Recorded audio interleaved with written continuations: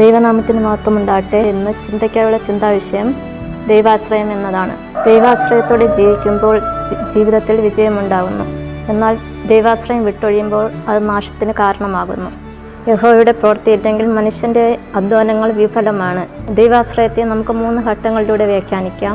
1. ദൈവാശ്രയം ഭയരഹിതമായി ജീവിക്കാൻ സഹായിക്കുന്നു. 2. ദൈവാശ്രയം വിജയത്തിന് കാരണമാകുന്നു. 3. ദൈവാശ്രയം നമ്മെ കോട്ടയായി സംരക്ഷിക്കുന്നു. ദൈവാശ്രയം ഭയരഹിതമായി ജീവിക്കാൻ സഹായിക്കുന്നു. ബലം നിന്നിലുള്ള മനുഷ്യന് ഭാഗ്യവാനെന്ന് സങ്കീർത്തനങ്ങൾ 84:5 പറയുന്നു. ദൈവാശ്രയത്തോടെ ജീവിക്കുമ്പോൾ നാം ഭയപ്പെടുന്നില്ല. കാരണം നമ്മുടെ ബലം ദൈവമാണ്. ആ ദൈവം ആകാശത്തിൽ നിന്നും മഞ്ഞ പൊഴിച്ചവൻ ഇന്നും കൂടെയുള്ളതുകൊണ്ട് പേടിക്കേണ്ട. ജീവിത പ്രതിസന്ധികൾ വരുമ്പോൾ നാം ഓരോ ഘട്ടവും തരണം ചെയ്യാൻ നമ്മെ സാധിക്കുന്നു.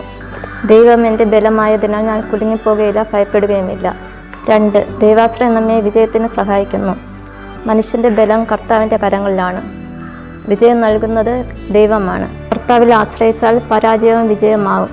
അതുകൊണ്ട് കർത്താവിൽ ആശ്രയിച്ച് ദൈവത്തിൻ്റെ മക്കളായി ജീവിക്കണം. നമ്മുടെ ദൈവത്തിൽ അടിയുറച്ച ആശ്രയവും വിശ്വാസവും ഉണ്ടെങ്കിൽ ഉറപ്പായും വിജയം നേടും. 3.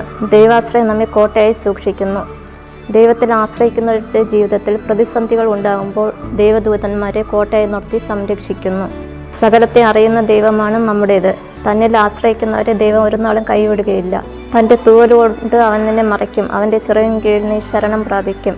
93-ാം സങ്കീർത്തനം കാണുന്ന ഈ ഉറപ്പാണ്. അവൻ നിന്നെ വേട്ടക്കാരുടെ കെണിയിൽ നിന്നും നാശകരമായ മഹാന്മാരിൽ നിന്നും വിടുവിക്കും. ദൈവാശ്രയം ഇല്ലാതെ വരുമ്പോൾ നാം തെറ്റിപ്പോകും. ആ അവസരത്തിൽ സാത്താൻ ഓടിയെടുക്കും. അതിനാൽ ദൈവാശ്രയം ഇല്ലാത്ത ഇടങ്ങളെ വിളിക്കുന്നതാണ് നരകം. അങ്ങനെ ഉണ്ടാകാതിരിക്കാൻ ഓരോ ദിവസവും നമ്മുടെ സംസാരത്തിലും പ്രവൃത്തിയിലും ദൈവത്തിന് 1-ാം സ്ഥാനം നൽകി ദൈവാശ്രയം ഉള്ളവരായി വളരണം. ഈ നോമ്പ് കാലഘട്ടത്തിൽ ദൈവാശ്രയമുള്ള ദൈവത്തിൻ്റെ മക്കളായി വളരുവാൻ ഏവരെയും സമൃദ്ധിയായി അനുഗ്രഹിക്കുമാറാകട്ടെ. ആമേൻ.